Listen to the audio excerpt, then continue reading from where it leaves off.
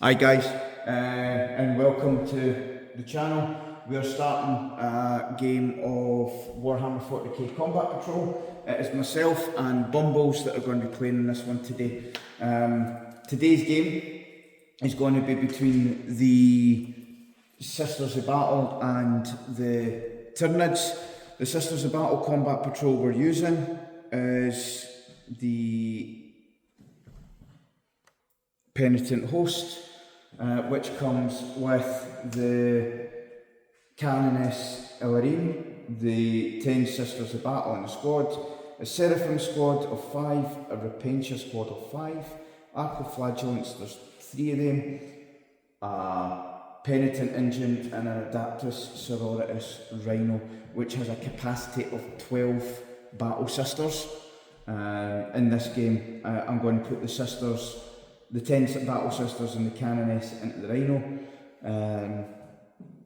On the other side, we've got Bumbles, who is about to introduce what he's got. I'm using the Tyranid Infiltrator Host.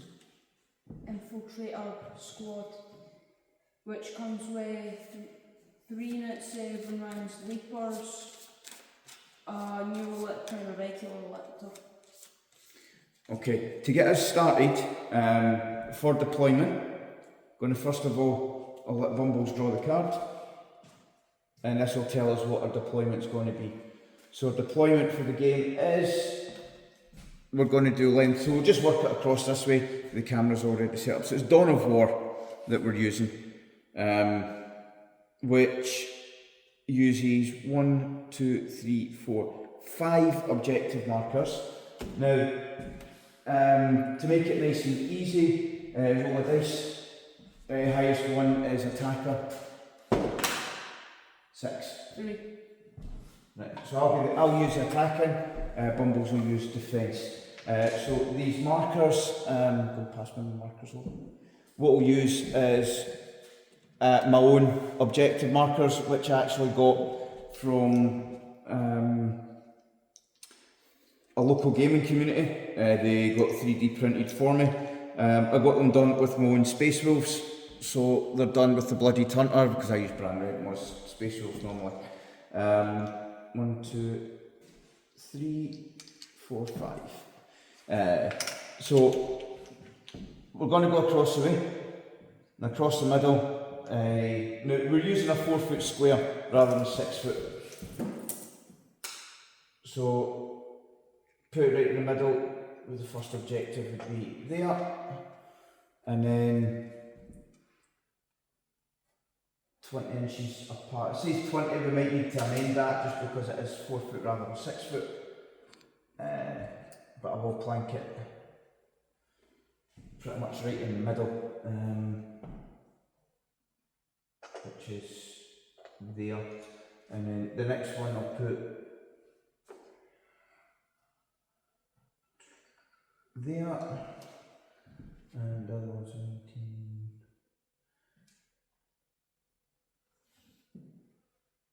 So 1, 2, 3, 4, 5, 6, 7, 8, 9, 10, 11, 12. So they're roughly about 12 inches apart, and then one goes into the attackers and one goes into the defenders, 12 inches in. Stick that on the marker.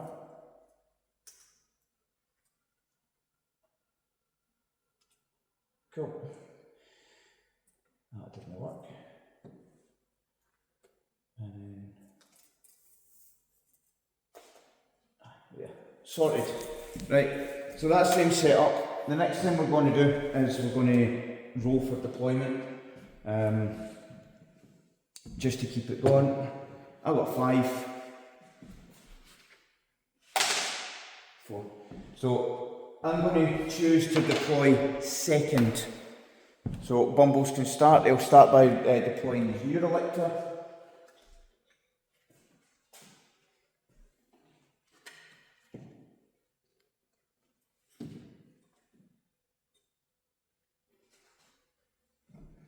And then I'll start by deploying my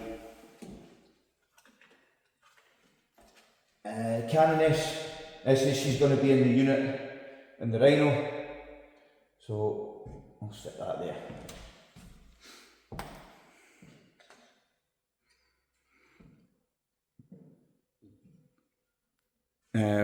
Bumbles does have Infiltrator,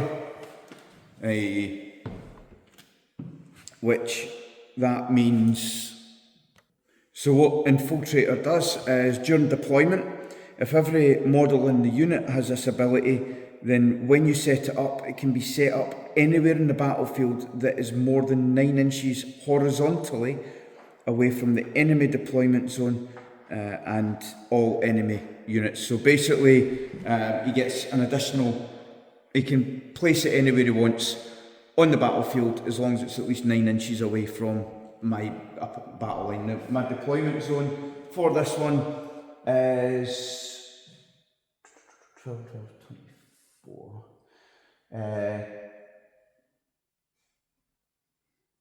Yeah, you're looking at 8-inch deployment zone standard. So if my deployment zone is 8 inch,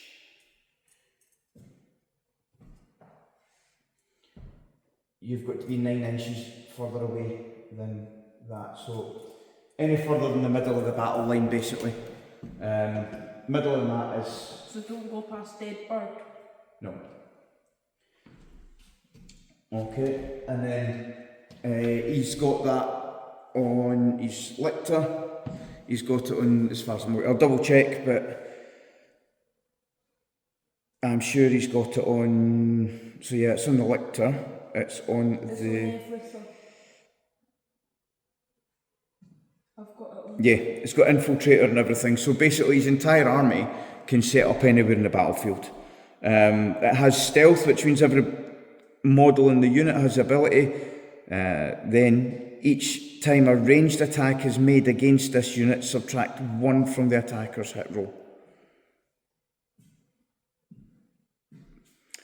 He does have a faction ability of Shadow in the Warp. So once a battle, in either player's command phase, if 1 or more units from your armies with the ability is on the battlefield, you can unleash the Shadow of the Warp. When you do this, each enemy unit on the battlefield must make a battle shock test. So you can choose at any point throughout the game to make my entire army do a battle shock test. This is pretty much going to be a take and hold. We've still got the objectives to draw, but we will get onto that.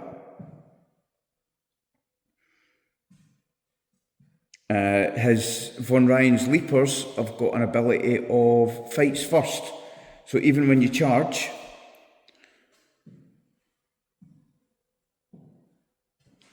everything he's got is going to hit before I do. On the other side, you've got the Sisters of Battle, or the Adeptus Sororitas, whatever you would like to call them.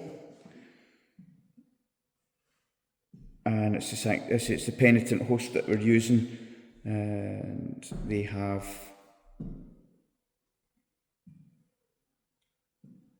Acts of Faith as their main one. Now that's where I generate faith points throughout the game, and I can use these faith points as long as I remember. Now guys, I know that you can stick it in comments. There's a good chance you're going to see these a few mistakes when we're playing. It's just, well, I try and remember every role that's there to be used. The Battle Sisters I can split into 2 5-man units if I wish. But I've got to do it before the battle starts.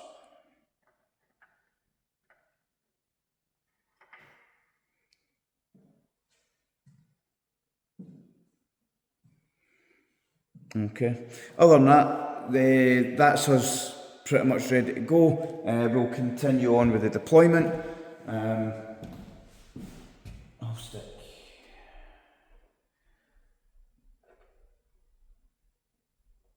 Now, again, we're relying on things like this. This one, we're going to have to look at things like objective control, whereas previous games where we've just done all out. Right, place your next one.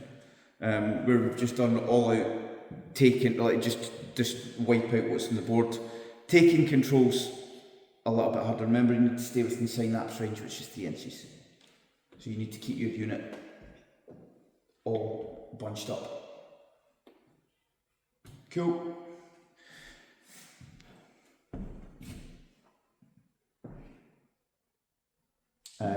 Once we've completed the setup phase and we've done this bit of talking, we will go into a hyperlapse where we'll play through the different parts of the game, and then we'll pause it and we'll come back to chat while we get everything prepared.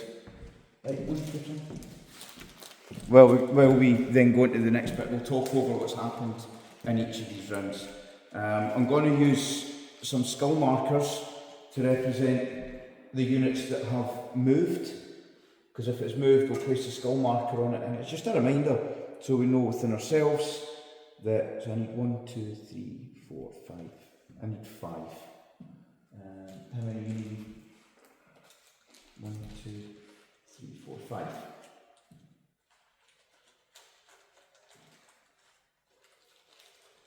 So I've also in the past used these as wind markers. They're just a handy way, because sometimes, especially when you've got a lot more on the table, you tend to forget what you have and haven't moved, and it just makes it that wee bit easier, because you stick a wee marker on it, it shows that it's moved, and then you didn't go to move it or anything like that again. Right, so I'll put my seraphim here. Right, put your next unit out.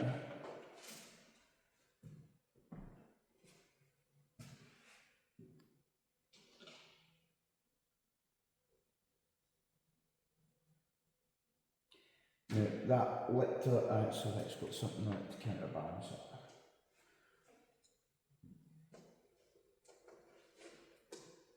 Right, that's us pretty much good to get started. The next thing we're going to do is pick our own personal objectives. Now the main one obviously is holding the markers. So what we'll do is we'll draw a primary mission that we're all going to use.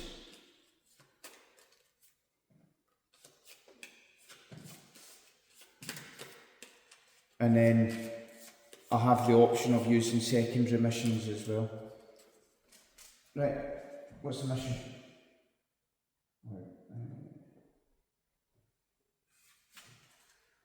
What are we doing? Scorched earth. Scorched earth. So, from the second battle round each player's shooting phase, the player whose turn it is can select one of their army that is not battle shocked and is eligible to shoot. Until the end of the turn, that unit is not eligible to shoot or declare charge. At the start of the controlling player's next command phase, if that unit is within 1 inch of an objective marker, the player whose turn it is controls that objective. If the marker is burned and removed from, the objective marker is burned and removed from play. Cool. At the end of each command phase, the player whose turn it is scores 5 victory points for every objective marker they control, up to 10 victory points per turn. In the 5th battle round, the player who has first turn scores victory points as described above. The player who has second turn scores victory points as described above, but does not, but does so at the end of their turn instead of at the end of their command phase.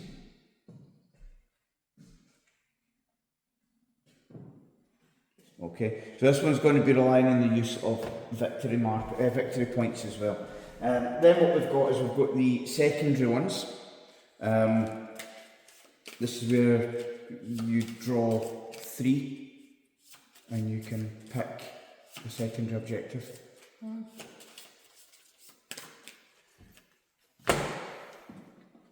You were defending. Yeah. So he's not going to say what it is he's got, but he can show it up to the camera. Right. So you're going to draw 3. So they just go through them and... No, you're not looking. Oh, no. Draw 3. And then I'll pick one. Yeah. Do I get to look at the one that I'm picking? Yeah.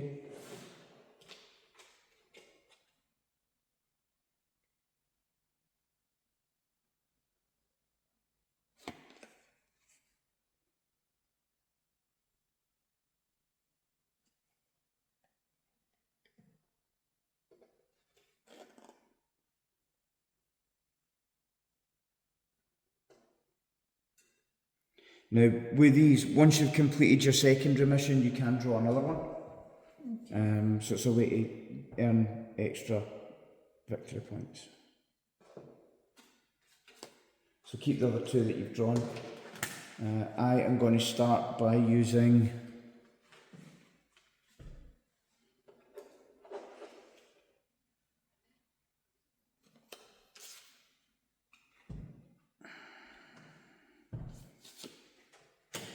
this one.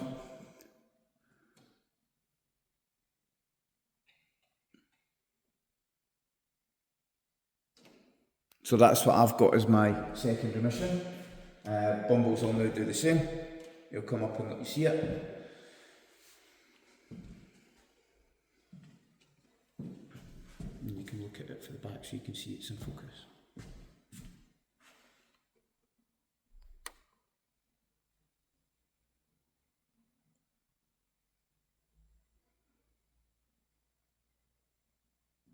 Okay, so that's our second mission. Right, on that note, we're going to roll for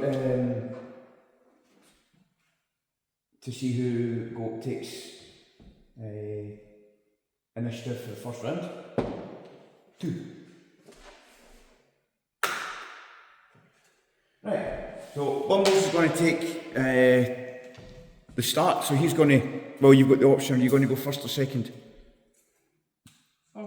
Bumbles is going to go first. We will see you at the end of the first round.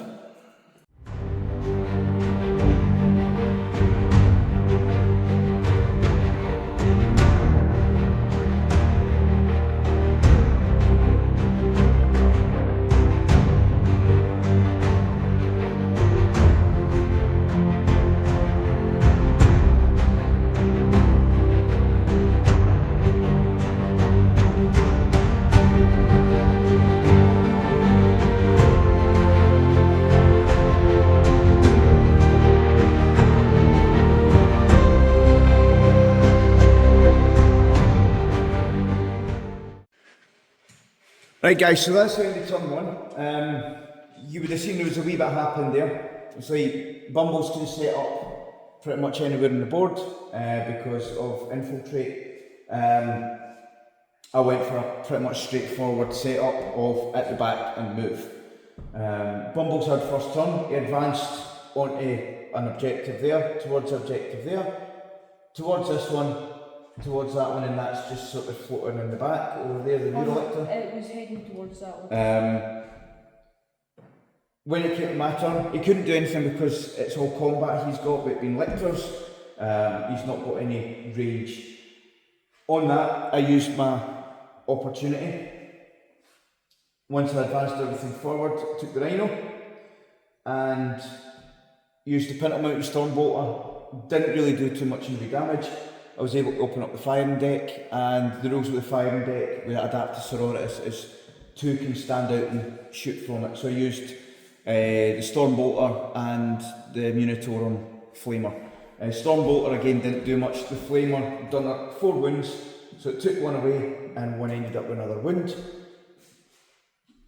I done a bit of shooting here, managed to take away 1 and wound another, just 3 wounds, which was a way to take away 1.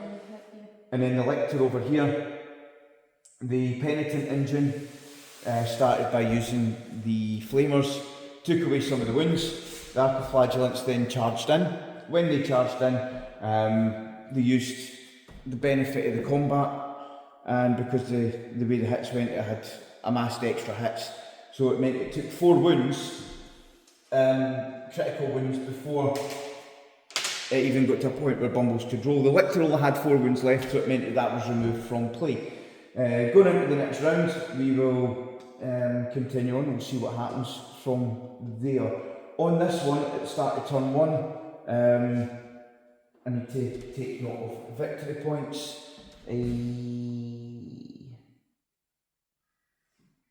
So from the first round,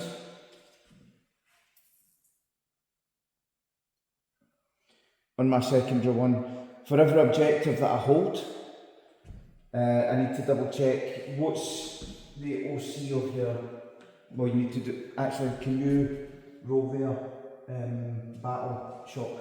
If they're battle shock, they can't hold. What's their leadership?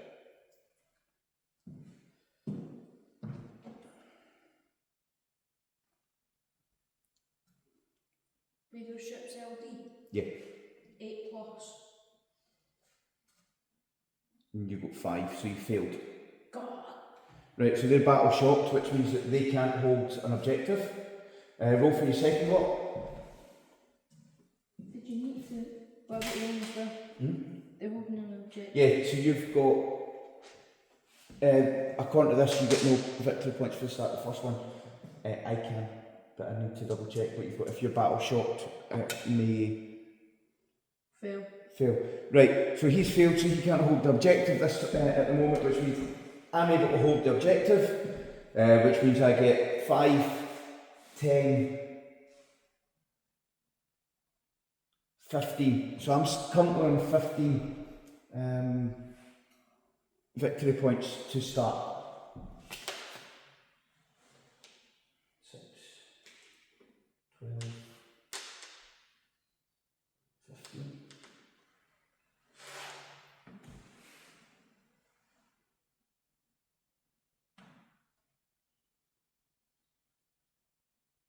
Okay, so I have achieved, I think that's a continuous one actually. That's just at the end of your turn, so I get to do another one. But I think for my secondary mission this time, I'm going to go with the Adeptus Sororitas one that's on the... That was an option. I could have went for the one with it. That was an option. So, anyway, Tyranids 15, Bumbles will have 1 objective, 1 victory point at the moment. Yeah, so you put that on there. At the start, we're going to go into the second turn now, which means at the end of each command phase, the player whose turn it is scores 5 victory points for each objective marker controlled. So that's just from the turn we're going into. So from the end of this one, we'll be gaining additional 5 victory points for every marker that we hold. Okay, right, we'll see you at the end of turn 2.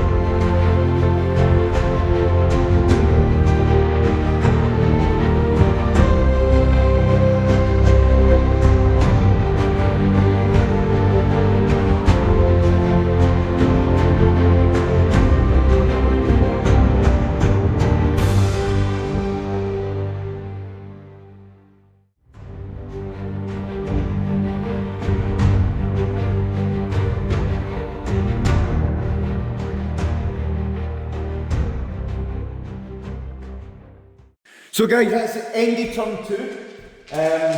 4 victory points, I've got another 5, 10, 15, 20, 25.